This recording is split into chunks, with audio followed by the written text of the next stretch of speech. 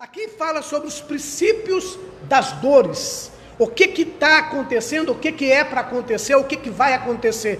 E nós vamos tirar algumas coisas aqui. No versículo 7 diz assim, perguntaram, mestre, quando sucederás isto? Ou seja, os discípulos estavam preocupados, os discípulos estavam também querendo saber quando que irá acontecer esses sinais, essas coisas. Perceba-se que isso aconteceu há mais de 2000 anos atrás. E ainda uma coisa que nós devemos entender é que aqui estava uma paz. Roma estava numa paz. Não havia nada acontecendo ainda, não tinha nada acontecido ainda. Jesus estava aqui nos dizendo o que ia acontecer. Estava tudo tranquilo, o povo estava em paz. Então é interessante que quando Jesus profetizou isso, ou falou isso dentro da sua onisciência, ele diz assim, olha, respondeu ele, vedes que não sereis enganados. Então a primeira coisa que Cristo está dizendo para nós, é que neste momento em que vem os princípios das dores, ou as coisas irão piorarem, ou as coisas irão demonstrar a vinda do Filho do Homem, quer nos dizer que oportunistas, ou seja, pessoas que viriam dizendo que é o Cristo, pessoas vindo dizendo que é o Messias, pessoas tentando nos enganar, ou pessoas dizendo que é chegado o fim. Então nós estamos vendo aqui que o próprio Jesus disse assim, vedes que não sejais enganados. Jesus estava preparando os seus discípulos e preparando a sua igreja para não ser enganados.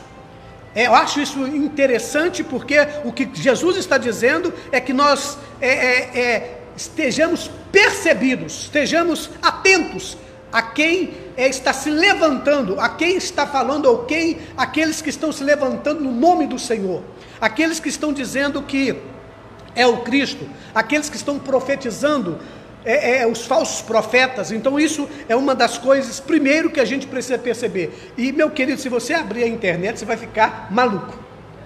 Não é verdade? Tantas pessoas profetizando tantas coisas, e tanto falsos cristãos e falsos profetas, e pessoas ainda dizendo, e o Senhor nos dá essa advertência, dizendo, vede que não sejais enganados.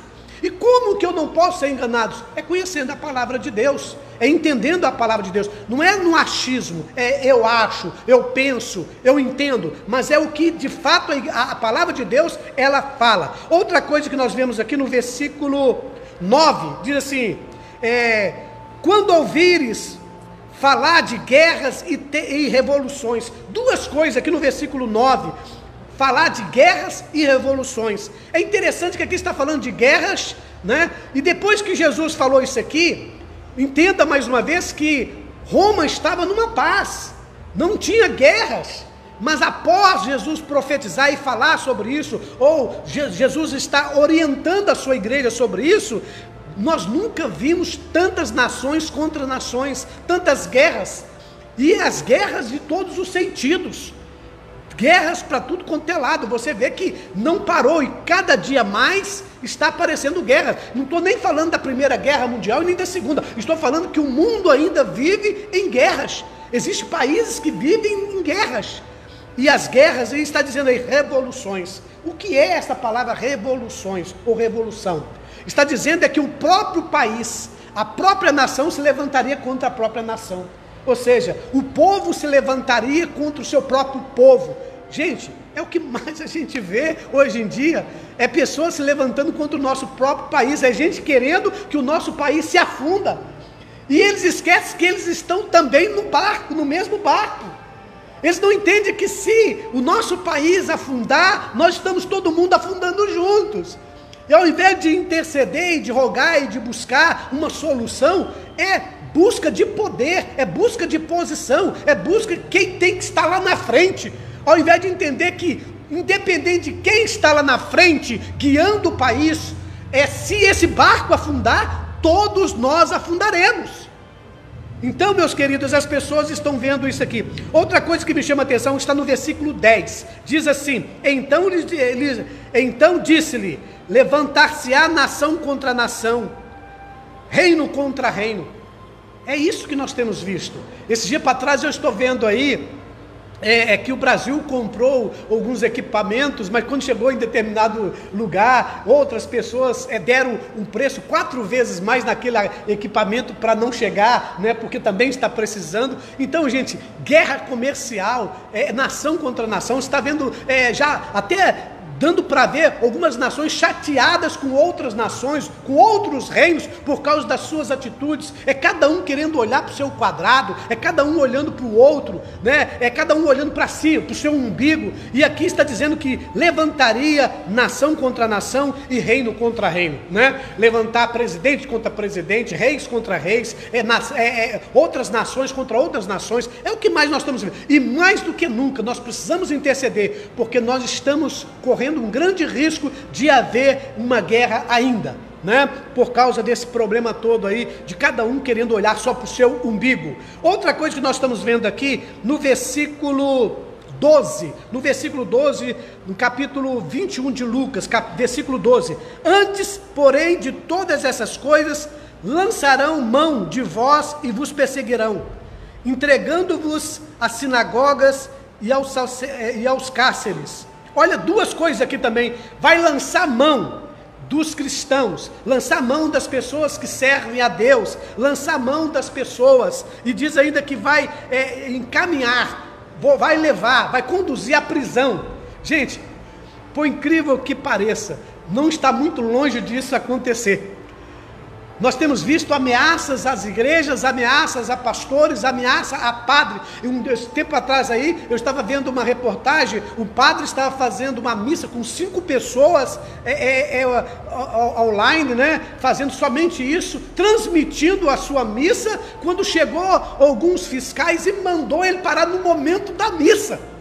E ele ficou até indignado. Gente, nós estamos aqui com 5 pessoas divididas, e estamos aqui com todos os cuidados. Eu não posso estar na minha igreja para rezar, a palavra que diz, eu não posso rezar para o meu povo, eu não posso rezar para a minha nação, eu não posso orar pela minha nação, eu não posso buscar Deus o nosso povo, pelas coisas que estão acontecendo. Quantas pessoas estão desesperadas? Então não espere vocês que a vida vai ser fácil. Jesus estava dizendo aqui que a vida dos discípulos isso não seria fácil, que dentro das sinagogas e dentro de prisão poderia acontecer. Mas acontece que Jesus já deu essa advertência para nós: ou nós recuamos ou nós vamos avante. A decisão é nossa. O que nós temos que entender, que tudo que está passando, parte de tudo isso já aconteceu, vem acontecendo e vai acontecer. É inevitável, meus amados irmãos. Tem coisas que a gente pode fazer e tem coisas que não dá para se fazer. A gente pode, como colocamos aqui, álcool gel, ter alguns cuidados, ficar em casa, quem está gripado ou resfriado, se cuidar dos seus familiares. Mas há também uma guerra espiritual que nós estamos percebendo, que as pessoas não estão entendendo, de que a necessidade de tantas pessoas que estão ficando aí cheio de problemas psicológicos, pessoas que estão endoidando, pessoas que estão perdendo a razão, pessoas que estão entrando em depressão, pessoas que estão em pânico, no medo, pessoas suicidando. E meus queridos, ninguém fala sobre isso. Pessoas que estão desesperadas, não sabem como vai sustentar sua casa, sua família, vendo seus filhos e a necessidade de gente entrando no supermercado, pensando que vai acabar o mundo, comprando tudo, outros saqueando. O que é isso? Chama-se desespero. Chama-se, as pessoas estão desesperadas. As pessoas estão em pânico. E mais do que nunca, a igreja precisa se levantar nesta hora em oração, intercessão, e saber que é cumprimento da palavra de Deus, e não abrir mão de fazer a obra de Deus, de orar para a nossa nação, de orar para o nosso país, de orar por todas as nações que estão envolvidas com isso tudo. Uma coisa me chama muita atenção, é que esse problema, ele é democrático. Esse vírus, ele é democrático. Ele não está querendo saber se você é pobre, se é rico, se tem dinheiro, se não tem dinheiro, se é preto, se é branco, se é rosa, se é azul, se é gordo, se é magro, se é feio, se é bonito. Ele vem. Isso mostra que um ser tão insignificante para nós, que não dá nem para se ver, para enxergar a olho nu, não dá para se enxergar esse vírus, e que derruba todo ao mundo. Você vê que o mundo está num caos, está num desespero, numa correria, por causa de medo, de pânico. E a gente vê o oportunista, como vocês sabem muito bem, aproveitando, vendendo as coisas por um preço absurdo, outros fazendo outras coisas absurdas que nós estamos vendo aí. Mas é a palavra de Deus se cumprindo. Nós temos duas coisas a fazer, ou podemos fazer até mais do que duas coisas: ou aceitar essa situação e se acomodar, ou se levantar muito mais, como disse aqui a Regina e outros irmãos. Nós nunca vimos tantas pessoas cantando e orando em todo o mundo, desesperados. Isso, no desespero, levaram a essas pessoas, está levando essas pessoas a buscar Deus, a mostrar como nós somos frágeis e como nós somos pecadores e que nós precisamos da graça de Deus. Um vírus tão insignificante, entre aspas, tão pequeno que não dá para se ver, ele acaba e fecha com tudo e acaba com tudo e amedronta tudo.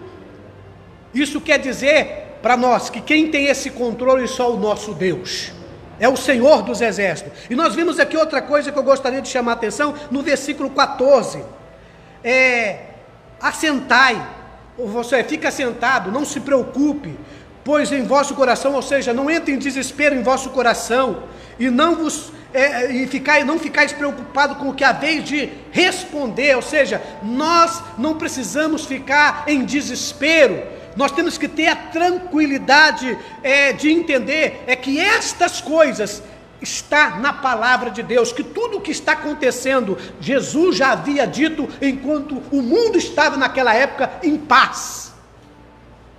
E isso não é também algo para nós entrar num desespero e achar que Jesus não pode resolver isso, porque tem gente que infelizmente está até mesmo acusando Jesus com isso. Cadê Deus? Onde está Deus? Onde está Ele? Porque tudo está acontecendo. Meus queridos, depois do pecado no jardim do Éden, a desordem houve, e vai acontecer coisas ainda piores. Outra coisa que nós encontramos aqui no versículo 16, diz assim: e sereis entregues até por vossos pais, irmãos, parentes e amigos, o matarão, alguns dentre vós. Olha, aqui está dizendo aqui, a própria família vai se levantar um contra o outro. E olha que isso já vem acontecendo. Eu não duvido que quando alguém quer fazer alguma coisa,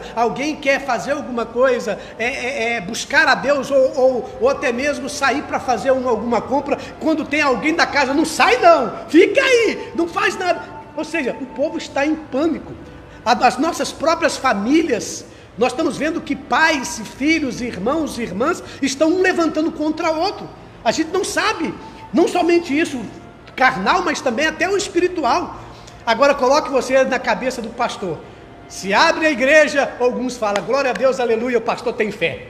Se eu não abro a igreja, alguém fala, pastor está errado, porque ele não tem fé. O pastor não acredita, ele tem medo, ele não sabe o que está fazendo, ele não tem temor a Deus, ele não tem confiança em Jesus.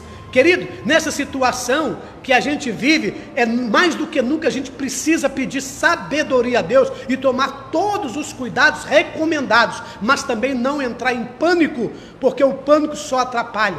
Se eu não posso ajudar, eu não vou atrapalhar. Infelizmente é isso, né? Se eu não tenho condições de ajudar, mas eu tenho visto. Aqui eu posso falar para a nossa comunidade aqui, eu passei agora recentemente de moto ali, eu vi ali o chão todo sujo, com negócio de latas de cerveja, de coisa, festas e festa, quer dizer, as festas estão rolando, né? Vários shows estão acontecendo nas comunidades, as pessoas estão despreocupadas, outros estão trabalhando, outros estão tentando ganhar o seu dinheiro, outros estão se envolvidos, né? E quando você fala assim, agora chegou a hora da gente abrir um pouco e buscar um pouco a Deus coletivamente, alguém fala, que isso, pastor? Você não pode fazer isso. A gente vai escutar de tudo, querido, mas mais do que nunca, a gente tem que entender que é Bíblia. A Bíblia está dizendo, levantará os pais, os irmãos, pessoas, parentes. E isso, querido, a gente não vai conseguir conciliar tudo isso e agradar a todo mundo. Então eu peço a vocês que estejam orando também pelos pastores, que às vezes nem sabem o que tem que fazer, às vezes também estão na mesma situação que vocês, está na mesma situação e muito mais com uma responsabilidade maior, porque liga para um, fala para um, olha, como que nós vamos resolver? Um fala assim, assim, assim, pastor, eu entendo assim, outro fala assim, e se você analisar, você fala, meu Deus, o que eu preciso fazer como líder? Qual a minha atitude como líder? O que eu tenho que fazer, Senhor? Se eu correr, o bicho? Se eu ficar, o bicho come. É isso que está acontecendo. Querido, e a gente precisa entender que nesse momento nós todos estamos no mesmo barco. Mas a palavra de Deus está se cumprindo. No versículo 17 diz assim: de todos sereis odiados por causa do meu nome. Meus queridos, por causa do nome de Jesus, nós vamos ser odiados. E se nós não temos sido odiados pelo nome de Jesus, tem alguma coisa errada, porque quem falou isso foi Jesus. E nesse momento é que mais nós precisamos entender, é que nós precisamos de Deus. Eu não estou dizendo com isso que todo mundo precisa entrar na igreja, encher a igreja e trazer todo mundo da igreja, mas eu estou dizendo o seguinte, que o ódio vai acontecer de qualquer forma. Pessoas são odiosas por natureza, e agora muito mais. Eu não tenho dúvida de que tem muita gente ainda, tanto da igreja como fora da igreja, com bem raivinha do pastor Márcio Fernandes. Mas eu sei que tem gente feliz também comigo, e é isso que nos conforta. Mas aqui com Jesus, e eu tenho dó de você, meu pastor, meu amigo, que está nessa situação também, o que eu vou fazer? Porque um presidente dá uma ordem, um governador dá outra ordem, um prefeito dá outra ordem, eu vou obedecer quem? A Bíblia diz que eu tenho que obedecer às autoridades, mas qual a autoridade? É o presidente? É o governador? Ou é o prefeito? Ou não é ninguém? Aí, eles próprios não se entendem, e coloca a gente numa sinuca, né, como diz aí, num beco sem saída, porque eles próprios não se entendem, por causa de poder, porque cada um quer tomar lugar do outro. Porque eu vou te dizer uma verdade para vocês, din-din, salário deles não vão faltar não, comida deles não irão faltar não, eu não tenho dúvida disso. O povo vai padecer, e tem gente que quer que o Brasil e o mundo se afunde mesmo, e continue se afundando. Aqui está dizendo, seremos odiados por causa do nome de Jesus, contudo não não se perderá um só fio da sua cabeça. Olha, a Regina já falou isso aqui, querido, se Deus está preocupado, é uma maneira de Deus dizer, né? Se eu sei contar os fios de cabelo que você tem, e nenhum deles irão cair se eu não permitir, querido, Deus está dizendo muito mais de você, muito mais de nós. O que vale? Qual o preço que tem um fio de cabelo? Você sabe quantos cabelos caem por dia? Não é? Quando você passa um pente, uma escova, quantos cabelos caem? Também vocês nem sabem contar, e está tudo contado, e Deus sabe que não cai nenhum. Com isso Deus não está dizendo que o teu cabelo tem valor. O que Deus está querendo dizer é o seguinte, nas coisas tão mínimas Deus está preocupado. Imagine em mim, em você, em nós. Deus está dizendo, eu cuido de ti. Não é a música que eu mandei para você? Eu cuido, meus amados irmãos, Deus cuida de nós, ou então não sei o que vai cuidar, porque a oração da diaconisa foi isso. Não são as nossas forças, não são os nossos jeitos, nós vamos fazer a nossa parte, mas Deus que cuida de nós.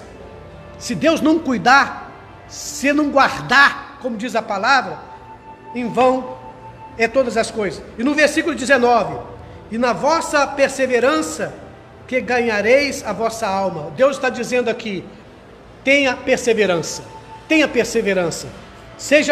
fica sempre perseverando, acreditando de que nada que está acontecendo nesse planeta está fora do controle de Deus. Eu posso até entender que Deus está sacudindo o mundo, dizendo, eu sou Deus, eu estou aqui. Se vocês não acreditam em mim, eu vou fazer que um simples vírus, que vocês não entendem nada, vai pegar todo mundo. E não pensem vocês que por causa da gente ficando em casa, que a gente vai ficar livre disso não, irmãos. Porque esse vírus, ele é bem legal, ele quer todo mundo. Ele não faz acepção de pessoas. O que as autoridades estão preocupadas e faz questão, é para não saturar ali os hospitais. Porque se todo mundo adoecer de uma vez, aí vai ter que falar assim, olha, vamos ver para quem nós vamos dar prioridade para viver. Então a preocupação maior das autoridades é que a gente fica em casa para que não haja uma coisa absurda e que todo mundo precisa de uma vez de médico, de hospitais, de clínicas e não vai ter condições de resolver. É que eles tenham tempo de preparar, porque, preste atenção, não é ficando em casa que esse vírus vai passar e vai falar assim, já passei. Não é isso. Não é isso. Não é eu ficando em casa que o vírus vai falar assim, olha, pode sair agora porque eu já fui embora, eu já fui para outro país. Não, é que esse pico, ele caia. O que as autoridades estão querendo é que não chegue o pico de uma vez, muita gente não fique doente de uma vez, porque aí entra em colapso os nossos hospitais e clínicas, e não há médico para todo mundo, não há aparelho para todo mundo, mas que a maioria, a esmagadora, irão pegar esse vírus e muitos não vão nem saber que pegaram, isso não resta dúvida. Porque se ficasse em casa e esse vírus falasse assim, agora pode sair gente que eu estou indo embora, era isso, mas não é isso, é muito mais do que isso. Não pensem vocês que esse vírus, ele vai embora, ele vai dar tchau, né? É igual nós estamos pensando aqui, algumas pessoas pegam aquele texto de que o anjo da morte passou lá no Egito e foi embora, matou só os primogênitos, né? Mas passou por cima. Não, meu, esse aqui não passa por cima, não, esse vai entrar. Quer queira, quer não, ou seja, agora ou depois, todos os brasileiros e a maioria, 90% da humanidade irão pegar esse vírus. Agora, é que as pessoas não peguem todo mundo no mesmo tempo, porque aí há um problema seríssimo. Então essa é a grande preocupação de todos. Agora aqui diz a palavra de Deus, que eu deixei por último aqui, no versículo 11, disse, terremotos e epidemias. Aqui no verso 11 está dizendo epidemias. São esses vírus, são essas doenças, são essas pragas. Sempre aconteceu e já teve outros anos anteriores que houve outros tipos de epidemia que matou milhares e milhares de pessoas. E meus queridos, nós vamos rogar a Deus, interceder a Deus e fazer a nossa parte, aquilo que nos cabe a fazer e cuidar muito mais dos nossos irmãos mais experientes ou mais idosos, porque esses estão mais de frente em risco. E nós precisamos cuidá-los e amá-los cada vez mais. Mas isso não quer dizer que a gente tem que deixar de amar o pequenininho, mas amamos uns aos outros. Eu deixo essa palavra para vocês dizendo o seguinte, o princípio das dores. Podemos dizer então que nós começamos, não somente agora, mas desde o tempo de Jesus, nós estamos enfrentando esses princípios das dores. Agora esse princípio das dores, ele vem às vezes com pouca intensidade e outras horas ele vem com muita intensidade. E agora ele pegou com muita intensidade todo mundo, não somente um país, não somente um local, mas ele se espalhou, e que nós possamos entender de que nesse momento vai aparecer muitas pessoas dizendo que é Cristo, muitos falsos profetas, muitas pessoas que tentarão enganar vocês, e muitos falatórios, muitas coisas, pessoas se levantando contra outras. Espero que eu, Márcio Antônio Fernando, não levante contra ninguém, que eu não esteja aqui, eu não faça cumprir isso na minha vida, né? De que pais, irmãos, parentes e amigos matarão um ao outro, que nós não entendemos que é tempo de nós nos unirmos e clamarmos a Deus. Que Deus abençoe vocês.